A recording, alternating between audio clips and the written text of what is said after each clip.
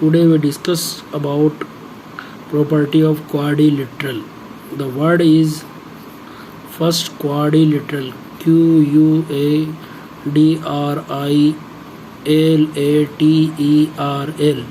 Quadrilateral. तो ये देखें, ये क्वाड्रिलेटरल जिसे हम क्या कहते हैं, चतुर्भुज। अब इसको चतुर्भुज क्यों कहते हैं वो भी आप समझ लें। चतुर्भुज हम इसे इसलिए कहेंगे क्योंकि क्वाड यानी क्वाड का मतलब होता है फोर से, लिटरल यानी इसकी जो सरफेस या साइड है, तो क्वाड्रिलेटरल यानी फोर साइड। अब आप देखें, ये क्वाड्रिलेटरल हमारे पास अवेलेबल है, कोई सा भी क्वाड्रिलेटरल हम काम में ले रहे हैं, ये क्वाड्रिलेटरल है। इस क्वाड्रिलेटरल के अंदर आप देखें यहाँ पर जो एंगल है, तो सम ऑफ इंटीरियर एंगल इज़, एक फॉर्मूला हमारे पास अवेलेबल होता है n-2 मल्टीप्लाई बाई 180। यहाँ पर n क्या होता है, n होता है नंबर ऑफ साइड। तो आप देखिए इसमें नंबर ऑफ साइड कितनी है, 4 साइड है, तो 4 - 2 multiply by 180, it means 2 multiply by 180, result is 360। यानी सम ऑफ इंटीरियर एंगल इसका कितना आएगा, 360। अब यहाँ और डिस्कस करें, एक हम ये यहाँ बना लेते हैं, पेंटागोनल बना लेते हैं। पेंटागोनल का मतलब कितना हुआ, इसकी कितनी साइड होगी, 5 साइड हो गई, 1 2 3 4 एंड 5। अब मुझे कहा जाए कि इसके सम ऑफ इंटीरियर एंगल बताओ कि इंटीरियर एंगल का सम कितना होगा। तो उसके लिए मैं इसी फॉर्मूले को यूज़ करूँगा, n-2 मल्टीप्लाई बाई 180। तो अब आप देखिए n की वैल्यू यहाँ पर कितनी हो गई, 5 - 2 मल्टीप्लाई बाई 180, तो आपका जो रिजल्ट आएगा वो आ जाएगा 3 मल्टीप्लाई बाई 180। और जब आप 180 को 3 से मल्टीपल करेंगे तो ये आ जाएगा 540। यानी इसका अगर हमसे कहा जाए सम ऑफ इंटीरियर एंगल, तो हम कहेंगे कि 540 इसका क्या है, सारे कोणों का सम है। यानी अगर हमारे पास कोण ए ले लें, बी सी डी ई की बात करें, तो हम यहाँ पर कहेंगे angle of A plus angle of B plus angle of C plus angle of D plus angle of E is equal to 540। ये हमारे पास रिजल्ट रहेगा। इस तरह से जिस तरह हमारे पास जो भी साइड आती रहेगी, अगर हेक्सागोनल की बात की जाएगी तो हेक्सागोनल में मेन की वैल्यू क्या रख देंगे, 6। अगर हेप्टागोनल की बात करेंगे n की वैल्यू 7 रख देंगे। इस तरह से हम किसी भी डायग्राम में, किसी भी पॉलीगन के अंदर हम इसे क्या नाम देंगे, फिर पॉलीगन। क्योंकि हमारा सबसे छोटा पॉलीगन कहाँ से स्टार्ट होता है, ट्राइंगल से। ट्राइंगल्स क्योंकि बाउंडेड की बात की जाएगी, तो सबसे छोटा पॉलीगन हमारा ट्राइंगल है। ट्राइंगल के बाद क्वाड्रिलेटरल है, क्वाड्रिलेटरल के बाद फिर पेंटागोनल, हेप्टागोनल, हेक्सागोनल, इस तरह से कंटिन्यू हमारा पॉलीगन यहाँ पर चलता रहता है। तो जब हम यहाँ पर बात करेंगे बहुभुज, यानी जिसकी 2 से ज़्यादा भुजाएँ हों, तो आप देखिए 2 से ज़्यादा भुजाएँ पहले किसकी मिलती है, ट्राइंगल की। फिर हम किसमें आ जाएंगे, स्क्वायर में, रेक्टेंगुलर में, यानी वर्ग, आयत, ये सब हमारे इसमें आ जाएंगे। तो यहाँ हमने पहला सीखा कि किसी भी पॉलीगन के अंदर सम ऑफ इंटीरियर एंगल निकालने के लिए आप इसको यूज़ कर सकते हैं। जैसे आप ट्राइंगल के लिए देखिए, ट्राइंगल के लिए क्या होता है, n = 3। तो हम यहाँ पर करेंगे 3 - 2 मल्टीप्लाई बाई 180, तो आपका रिजल्ट आ जाएगा 180। तो हम जानते हैं कि ट्राइंगल के अंतः कोणों का योग 180 होता है और क्वाड्रिलेटरल के अंतः कोणों का योग 360 होता है। अब जैसे जैसे आप साइड बढ़ते जाएंगे, इस फॉर्मूले को आप यहाँ पर अप्लाई कर सकते हैं। अब हम इसके स्पेशल प्रॉपर्टी को हम बात करते हैं। सबसे पहले हम यहाँ पर डिस्कस करते हैं, हमारे लिए जो आज टॉपिक है वो है रेक्टेंगल। तो रेक्टेंगल को हम यहाँ पर काम में लेते हैं कि रेक्टेंगल क्या चीज़ है हमारे पास। तो रेक्टेंगल को जब हम लिख रहे हैं तो रेक्टेंगल है हमारे लिए आयत। अब ये होता कैसा है, इसको आप देखें। रेक्टेंगल का मतलब है कि ऐसी आकृति जिसमें आमने सामने की भुजाएं बराबर हो, opposite side are equal and each angle are 90 degree. एक तो क्या होना चाहिए, आमने सामने की भुजाएं उसकी बराबर होनी चाहिए और प्रत्येक कोण उसका कितना होना चाहिए, 90 डिग्री का। तो इसे हमने नाम दिया है यहाँ पर रेक्टेंगल, यानी आयत। अब आप ये कह सकते हैं कि देखो angle of A plus angle of B plus angle of C plus angle of D, आपको पता 4 साइड है, तो सम ऑफ इंटीरियर एंगल कितना आएगा, 360। फिर हम ये कहेंगे रेक्टेंगल में क्या होता है, angle A equal to angle B होगा, angle B equal to angle C और angle C equal to angle D, यानी सारे एंगल इक्वल होंगे और कितने होंगे, 90। फिर यहाँ क्या होगा, जो ए बी साइड है वो किसके इक्वल होगी, ए बी साइड हमारी होगी सी डी साइड के, यानी ये A B side C D side के इक्वल होगी। इसी तरह से जो हमारी ए डी साइड है वो ए डी साइड किसके इक्वल होगी, बी सी साइड के। ये हो गया। अब हम इसमें और आगे डिस्कस करें तो आप यहाँ डायगोनल की बात करें तो आप ये देखें, ये डायगोनल हमारा डायगोनल क्या होता है कि ऑपोजिट एंगल को जो मिलाने वाली लाइन होती है उसे हम कहते हैं डायगोनल या विकर्ण। ये क्या हमारे लिए डायगोनल है या हम इसे क्या बोलेंगे, विकर्ण। तो यहाँ ए सी और बी डी ये दोनों क्या होंगे, इक्वल होंगे और इसे आप क्या कहेंगे, ये हो गया हमारे लिए डायगोनल। डायगोनल को हम क्या कहेंगे, यहाँ पर विकर्ण कहेंगे। तो ये हमारे लिए क्या हो गया, विकर्ण हो गया।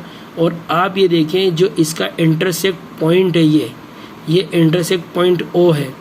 तो जो हम बात करेंगे हमारे इस रेक्टेंगुलर में, तो रेक्टेंगुलर में क्या होता है कि जो डायगोनल रहते हैं वो एक दूसरे को इक्वल इंटरसेक्ट करते हैं, यानी ए ओ की वैल्यू वही होगी जो ओ सी की, यानी ये बाइसेक्ट कर रहा है, इसे समद्विभाजित कर रहा है, दो बराबर भागों में इसको बांट रहा है। या हम ये कहेंगे कि ओ बी की वैल्यू वही है जो ओ डी की वैल्यू, यानी ओ ए ओ सी के इक्वल हो जाएगा और ओ डी।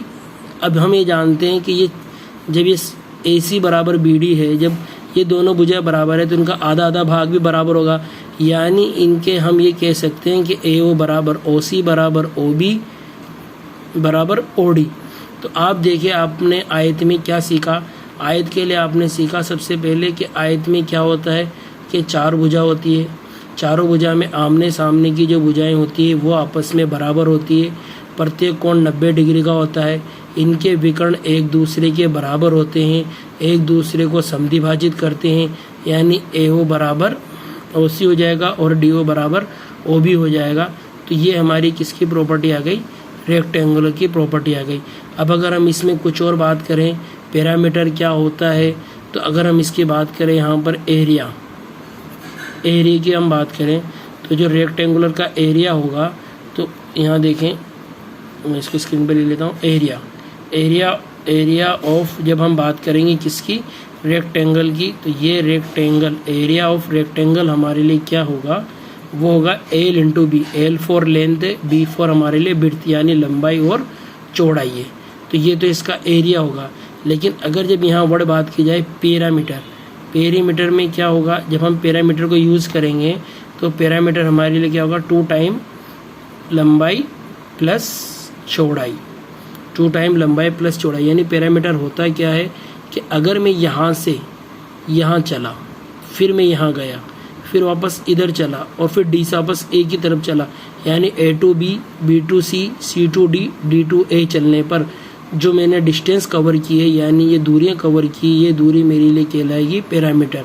लेकिन एरिया की हम बात करते हैं तो एरिया का मतलब होता है कि इसको शेडेड करना या इस पर पेंट करना। तो एरिया क्या होता है, एल इंटू बी। अगर हम एरिया की इकाई की बात करें, यूनिट की बात करें, तो एरिया की यूनिट होती है सेंटीमीटर स्क्वायर, जबकि हमारे पास पैरामीटर की यूनिट होती है सेंटीमीटर। ठीक है, तो ये हमारा रेक्टेंगुलर हुआ। अब हम इसी में हम एक और नया वर्ड यूज़ कर रहे हैं। यहाँ देखो एक नया वर्ड एक और आ गया, स्क्वायर। अब हम प्रॉपर्टी किसकी डिस्कस कर रहे हैं, यहाँ पर स्क्वायर की प्रॉपर्टी डिस्कस कर रहे हैं। स्क्वायर कैसा होता है, स्क्वायर में भी हमारे लिए वही 4 साइड होगी, क्योंकि हम आज डिस्कस कर रहे हैं ओनली क्वाड्रिलेटरल को। तो हम जितने भी डायग्राम डिस्कस करेंगे वो 4 साइड के डायग्राम ही होंगे। तो आप यहाँ देखिए A B C and A D, तो ए बी सी डी हमारे लिए क्या हो गया, स्क्वायर हो गया। अब स्क्वायर की डेफिनेशन क्या रहेगी, तो हम यहाँ पर कहेंगे जो अगर हम साइड की बात करते हैं, यहाँ पर जो साइड्स है, तो साइड्स हमारे पास क्या है, A B equal to B C equal to C D equal to D A, यानी all side are equal and each angle are 90 degree. देखो रेक्टेंगुलर में क्या था, ऑपोजिट साइड आमने सामने की साइड इक्वल थी, जबकि स्क्वायर में क्या हो गया कि सारी साइडें इक्वल हो गई। तो हमने इसको क्या नाम दे दिया, स्क्वायर नाम दे दिया। और ईच एंगल कितना होगा, यहाँ भी 90 होगा। अब हम यहाँ पर और डिस्कस करें तो हमने वहाँ डिस्कस किया था डायगोनल में, हम यहाँ भी डायगोनल ड्रॉ कर रहे हैं। तो एक डायगोनल हमारा ए टू सी है और एक डायगोनल बी टू डी है। तो हम यहाँ कहेंगे कि A to C equal to B to D, क्योंकि ये दोनों डायगोनल हमारे कैसे होंगे, इक्वल होंगे। ये डायगोनल कैसे होंगे, हमारे इक्वल होंगे। फिर आगे हम बात करें यहाँ पर डायगोनल के जो ओ पॉइंट है, जो हमने वहाँ डिस्कस किया था वही रिलेशन यहाँ भी होगा। तो हम ये कहेंगे यहाँ पर कि AO, जो AO है वो OC के इक्वल है, यानी ये इसको बाइसेक्ट कर रहा है, ये इसको बाइसेक्ट कर रहा है, इट मीन्स ये सारे आपस में इक्वल हैं। तो AO equal to OC and OB equal to OD।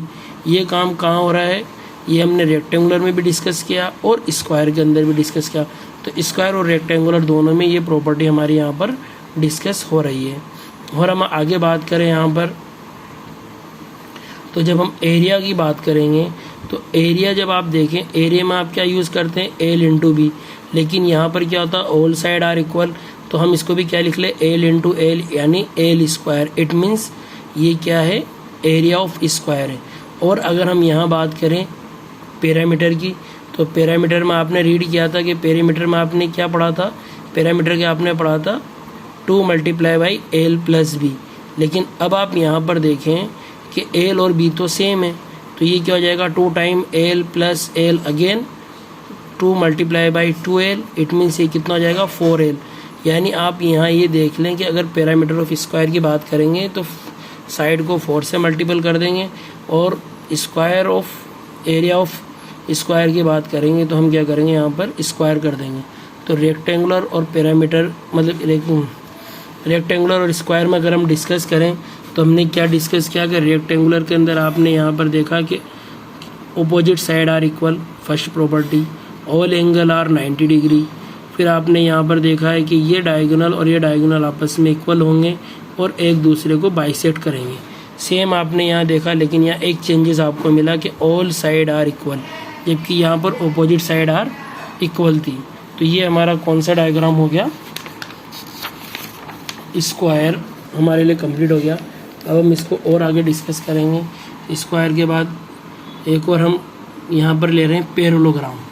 अब पैरेललोग्राम होता है क्या, इसको आप समझे, जो आपने रेक्टेंगुलर को स्टडी किया है, ये आपने रेक्टेंगुलर लिया, अगर इस रेक्टेंगुलर को किसी भी एंड से अगर मैं फोर्स लगाता हूँ तो ये रेक्टेंगुलर मेरा थोड़ा सा टर्न कर जाएगा, और टर्न करने की वजह से क्या होगा कि ये एंगल 90 से चेंज हो गया। देखो साइड तो मेरी क्या रही, अपोजिट साइड आर इक्वल, ये साइड इसके इक्वल है और ये साइड इसके इक्वल है, तो साइड में कोई चेंजेस नहीं हुआ। रेक्टेंगुलर में, ये पैरेललोग्राम में क्या होगा, पैरेललोग्राम के अंदर आप ये कहेंगे कि AB equal to CD and AD equal to BC। हम इसे शॉर्ट में क्या लिखते हैं, पैरेललोग्राम, ऐसे भी लिखा जाता है ये। तो AB इक्वल टू CD और AD इक्वल टू BC, ये तो है ही, लेकिन हमने वहाँ पढ़ा था रेक्टेंगुलर के अंदर कि ये 90, ये 90 और ये 90, सारे एंगल कैसे होंगे, 90। लेकिन यहाँ ऐसा नहीं हुआ, ये एंगल चेंज हो गए। 90 के अलावा ये एंगल कुछ भी हो सकते हैं। तो आपको यहाँ जो हमने रीड किया है पैरेललोग्राम, तो पैरेललोग्राम के अंदर आप यहाँ पर देखें, मैं इसको लिख रहा हूँ पैरेलो, हिंदी में क्या बोलेंगे इसे बोलेंगे हिंदी में समानांतर चतुर्भुज। पैरेललोग्राम को क्या कहेंगे हम कहेंगे समानांतर, यानी समानांतर चतुर्भुज, यानी समान अंतर होता है। किस में अंतर होता है, भुजाओं में। आप देखें यहाँ जितना डिस्टेंस होगी उतनी डिस्टेंस यहाँ होगी, इन दोनों के बीच में जितनी डिस्टेंस है उतनी डिस्टेंस यहाँ होगी, और ये दोनों एक दूसरे के समान अंतर होगी। तो ये क्या हो गया हमारे लिए, कौन सा चतुर्भुज हो गया, समानांतर चतुर्भुज। अब आप देखिए यहाँ पर क्या होगा, यहाँ पर हम ये नहीं कहेंगे कि डायगोनल आपस में इक्वल होंगे। अभी तक तो हम डायगोनल इक्वल कर रहे थे, यहाँ डायगोनल इक्वल नहीं हो सकते, क्योंकि ये जगह आपको ज़्यादा चौड़ी नज़र आ रही है जबकि ये जगह आपको कम चौड़ी नज़र आ रही है। तो हम यहाँ पर क्या होगा, लेकिन यहाँ पर एक प्रॉपर्टी फिर फॉलो होगी। वो प्रॉपर्टी कौन सी है कि जो AO है, ये AO is equal to OC, यानी ये दोनों एक दूसरे को बाइसेक्ट करेंगे, किससे, इस डायगोनल से, और ये आ जाएगा हमारे लिए OD इक्वल टू OB। तो आपने वहाँ क्या कहा था, वहाँ आपने कहा था AC इक्वल टू BD, किसमें, रेक्टेंगुलर में। लेकिन जैसे पैरेललोग्राम में चले गए तो ये प्रॉपर्टी हमारी फेल हो गई। ठीक है, तो यहाँ पर हमारे जो रूल होंगे वो आप देखें। अब इसमें एक और रूल रहेगा, वहाँ तो क्या था आपका ईच एंगल इक्वल हो रहा था, जबकि यहाँ ऐसा नहीं होगा। यहाँ क्या होगा, जैसे आपने इसको फोर्स किया, जैसे आपने यहाँ फोर्स लगाया, तो जो एंगल A ये जितना इंक्रीज हुआ उतना ये एंगल होगा, ये जितना डिक्रीज होगा उतना ये एंगल डिक्रीज होगा। यानी हम ये कहेंगे कि पैरेललोग्राम में ऑलवेज क्या होगा, angle A equal to angle C, यानी ऑपोजिट एंगल हमेशा इक्वल रहेंगे। Angle B equal to angle D, यानी एंगल ए और एंगल सी की वैल्यू हमेशा सेम रहेगी। अगर ये 30 डिग्री तो इसको भी 30 होना पड़ेगा, ये 90 तो इसे भी 90, और 90 होते तो ये कहाँ चला जाएगा, रेक्टेंगुलर में। अगर ये 91 है तो इसे भी 91 होना पड़ेगा। तो आप ये ध्यान रखें कि रेक्टेंगुलर में क्या होगा, ऑपोजिट एंगल हमारे कैसे हो जाएंगे, यहाँ पर इक्वल हो जाएंगे। ये किस में आ जाएगा, पैरेललोग्राम में। अगर ऑपोजिट एंगल इक्वल होते हैं और साइड आपस में बराबर नहीं होती तो हमारा कौन सा रहेगा, ये पैरेललोग्राम रहेगा। अब हम यहाँ पर बात करें पैरामीटर, तो पैरामीटर तो हमारा वही रहेगा जो हमारे रेक्टेंगुलर का था, वही हमारे लिए यहाँ पर पैरामीटर रहेगा। यानी पेरीमीटर की अगर हम बात करते हैं तो पैरामीटर हमारे लिए वही 2 टाइम L प्लस B है। लेकिन जब हम यहाँ पर एरिया को डिस्कस करेंगे, एरिया, तो एरिया में क्या होगा कि एरिया के लिए आपको हाइट चाहिए, और हाइट क्या होती है, बिल्कुल 90 डिग्री पर होती है।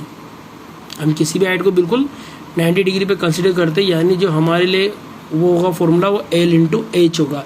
L यहाँ पर लेंथ होगा जिस पर वो हाइट हमारी टिकी रहेगी, L इंटू H। ये क्या हो गया, हमारे लिए हाइट हो गई। अब हम बात करें रोम्बस। रोम्बस क्या होता है, आपने स्क्वायर पढ़ा था, स्क्वायर का ही मॉडिफाई फॉर्म हमारी लिए कहलाती है रोम्बस। आप देखें, अगर मैं यहाँ पर स्क्वायर की बात करता हूँ, ये मेरे लिए स्क्वायर है। स्क्वायर क्या था, all side are equal and each angle are 90 degree. अब मैंने क्या किया, यहाँ पर ये जो एंगल था, इस एंगल को थोड़ा सा फोर्स किया, तो अब साइड तो इक्वल हो गई लेकिन एंगल चेंज हो गया, जैसे आपकी काजू कतली होती है। तो ये देखिए, ये एंगल क्या होंगे यहाँ आपके, चेंज हो गए, यानी 90 से कुछ चेंज हो गए। तो अब ईच एंगल यहाँ पर 90 डिग्री नहीं रहेगा, कुछ भी हो सकता है, 90 से चेंज हो गए। तो अब हमारी प्रॉपर्टी क्या रहेगी यहाँ पर कि A B equal to B C equal to C D equal to A D. ये साइड तो हमारी इक्वल हो गई, लेकिन डायगोनल में प्रॉपर्टी वही रहेगी कि ये दोनों एक दूसरे को क्या करेंगे, बाइसेक्ट करेंगे, लेकिन साथ में कितने डिग्री एंगल पर, 90 डिग्री एंगल पर। यानी ये 90, ये 90, ये 90, ये 90। यानी अगर हम रोम्बस को अगर हम देखें तो आप देखें, आपकी काजू कतली ऐसी होती है ना, ऐसा डायग्राम बनता है। तो ये और ये इस तरह से जो कट करेगा तो ये 90 डिग्री पे कट कर देगा। तो आप देखिए रोम्बस में भी वही प्रॉपर्टी होगी, ये दोनों एक दूसरे को बाइसेक्ट कर रहे हैं। यानी हम यहाँ पर कह सकते हैं कि A O equal to O C and O B equal to O D. ये तो हमारी रोम्बस की प्रॉपर्टी होगी। और यहाँ भी सेम वही प्रॉपर्टी होगी जो हमने रेक्टेंगुलर में डिस्कस, वो पैरेललोग्राम में डिस्कस की थी कि angle A equal to angle C and angle B equal to angle D, यानी ये हमेशा बैलेंस ही रहेंगे। तो अब आप यहाँ पर देखिए, जो भी हमने अभी तक डिस्कस किया है, क्या हमने पढ़ा है। सबसे पहले हमने डिस्कस किया था रेक्टेंगुलर को हमने थोड़ा सा टर्न करके बना दिया हमारे लिए पैरेललोग्राम। फिर हमने यहाँ डिस्कस किया स्क्वायर, फिर स्क्वायर को हमने थोड़ा सा चेंज किया तो ये कन्वर्ट हो गया रोम्बस में। रेक्टेंगुलर में आपने पढ़ा था ईच एंगल इज़ 90 डिग्री और ऑपोजिट साइड आर इक्वल, जबकि यहाँ क्या हो गया, opposite side are equal but each angle are not 90 degree, ये 90 डिग्री नहीं होंगे। फिर आपने यहाँ डिस्कस किया था कि ये और ये इक्वल हो जाएंगे। यहाँ भी यही प्रॉपर्टी रहेगी कि ये इक्वल तो नहीं होंगे लेकिन एक दूसरे को बाइसेक्ट करेंगे, यानी ये वाला पार्ट इस पार्ट के इक्वल आ जाएगा, ये वाला पार्ट इस पार्ट के इक्वल रहेगा। स्क्वायर में आपने पढ़ा था यहाँ पर all side are equal and each angle are 90 degree, जबकि रोम्बस में क्या हुआ, all side are equal but each angle are not 90 degree, यानी इसका 90 डिग्री नहीं होगा। फिर ये एंगल हमेशा इस एंगल के इक्वल रहेगा, ये एंगल हमेशा इस एंगल के इक्वल रहेगा और ये एंगल हमेशा इस एंगल के इक्वल रहेगा। ये आपने यहाँ पर डिस्कस किया, जबकि यहाँ क्या हो रहा था, इनका सम 180 आ रहा है, इनका सम 180 आ रहा है, लेकिन ये ऐसा नहीं होगा कि आपको सम 180 मिले। आपकी प्रॉपर्टी क्या है कि इक्वल रहेगा। और यहाँ पर जो एडजेसेंट एंगल होते हैं वो आपको मिल जाएंगे 180, यानी इन दोनों का सम 180 आ जाएगा, इन दोनों का सम 180 आ जाएगा, इन दोनों का सम 180 आ जाएगा। एडजेसेंट एंगल यानी जो एक ही साइड पर हमारे लिए बनते हैं। अब हम एक और नई प्रॉपर्टी को डिस्कस कर लेते हैं, वो प्रॉपर्टी है हमारी ट्रेपेजियम। ये देखो ट्रेपेजियम में क्या होगा, ट्रेपेजियम में हमारे पास सिर्फ इतना सा होता है कि कोई भी दो साइड इसमें पैरेलल होती है, ये साइड और ये साइड हमारे लिए पैरेलल होगी, तो हमने इसका नाम दे दिया यहाँ पर ट्रेपेजियम। इसका पैरामीटर तो वही होगा, लेकिन जब हम इसके एरिया को डिस्कस करेंगे तो एरिया हमारे लिए ये बेस इंटू हाइट का फॉर्मूला लग जाएगा, और ये हो जाएगा हमारे लिए 1/2 बेस इंटू हाइट। तो बेस क्या होगा, जहाँ पर हमारा ये परपेंडिकुलर ड्रॉ हो जाएगा, यानी हाइट ड्रॉ हो जाएगी, तो ये हो जाएगी हमारी ट्रेपेजियम की प्रॉपर्टी। अब हम देखें कि हमने यहाँ पर अभी तक क्या रीड किया, उसको एक ब्लॉक में समझते हैं। सबसे पहले आपने, अगर हम बात करें रेक्टेंगुलर, ये रेक्टेंगुलर हो गया हमारा। फिर एक जगह हम यहाँ पर बात करेंगे, ये हमारा स्क्वायर हो गया जिसकी चारों साइड इक्वल होगी। फिर ये पैरेललोग्राम, फिर ये हम बात करेंगे यहाँ पर रोम्बस यानी, अब मैं शॉर्ट में लिख देता हूँ, ये रेक्टेंगुलर है, ये स्क्वायर है, ये पैरेललोग्राम है, ये रोम्बस RH से लिख रहा हूँ, और ये ट्रेपेजियम है। अब इनको हम शॉर्ट में समझते हैं कि कहाँ पर क्या क्या होगा। अगर हम बात करें ऑल साइड आर इक्वल, तो क्या साइड की बात करते हैं, तो क्या यहाँ पर ऑल साइड आर इक्वल होती है? नहीं होती। स्क्वायर में ऑल साइड इक्वल होती है, पैरेललोग्राम में ऑल साइड इक्वल नहीं होती, ठीक है। रोम्बस में ऑल साइड इक्वल होती है, ट्रेपेजियम में भी ऐसा नहीं होता। फिर अगर हम दूसरी बात करें ऑपोजिट साइड आर इक्वल, तो अगर ऑपोजिट साइड की हम बात करें, देखो ऑपोजिट साइड का मतलब है आमने सामने की भुजा, तो ये रेक्टेंगुलर में भी होगा, ये स्क्वायर में भी होगा, क्योंकि स्क्वायर में तो ऑल साइड इक्वल है, तो फिर ये भी हो जाएगा। ये पैरेललोग्राम में भी होगा, ये काम रोम्बस में होगा, लेकिन ट्रेपेजियम में ऐसा नहीं होगा, क्योंकि ट्रेपेजियम में दोनों साइड पैरेलल होती है, इक्वल होना कंपलसरी नहीं है।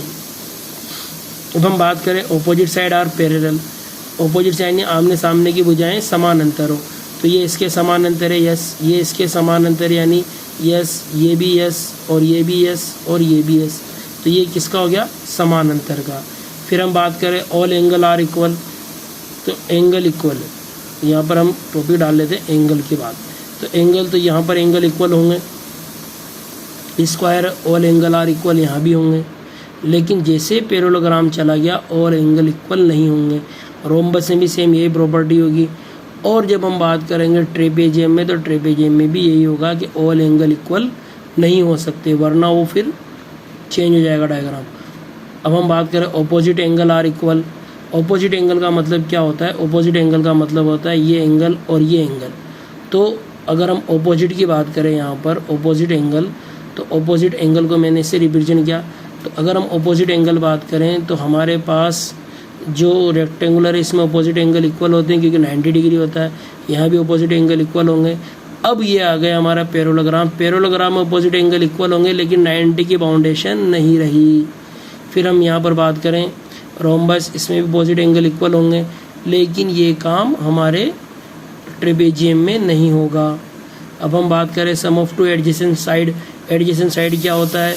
ये साइड और ये साइड, ये दोनों एडजेसेंट साइड है, यानी एक ही साइड पर बना होना, जिसे आसन कोण भी हम यहाँ पर नाम देते हैं। एडजेसेंट साइड यानी दोनों का एक ही कॉमन पॉइंट होना। अब यहाँ पर देखिए एडजेसेंट साइड, तो ये क्या होगा? एडजेसेंट साइड के लिए मैं AD लिख रहा हूँ। एडजेसेंट साइड के लिए यहाँ पर आप देखें तो एडजेसेंट साइड का सम, एंगल का सम 180 होगा। आप देख लो, ये और ये मिलकर 180 हो रहा है।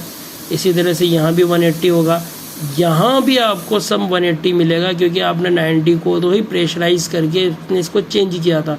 तो ये बड़ा है, तो ये उसी के रिस्पेक्ट में ये घटा है, तो आपको इसका सम भी कितना मिल जाएगा? 180। और इसमें भी यही सेम प्रॉपर्टी होगी, लेकिन ट्रेपेजियम किसी को आपने मॉडिफाई करके नहीं बनाया है। बाइसेक्ट परपेंडिकुलर, अब हम एक और ले लेते हैं परपेंडिकुलर। तो परपेंडिकुलर क्या होता है कि परपेंडिकुलर अगर हम इसको डिस्कस करें, तो ये परपेंडिकुलर रेक्टेंगुलर क्या करता है? परपेंडिकुलर को बाइसेक्ट नहीं करेगा, और ये कर लेगा, खैर ये हमारे काम आएगा भी नहीं। यहाँ तक आप समझ लें, ये प्रॉपर्टी हमारे काम की रहेगी। परपेंडिकुलर हम जब कंस्ट्रक्शन चैप्टर पढ़ेंगे उसके अंदर डिस्कस करेंगे।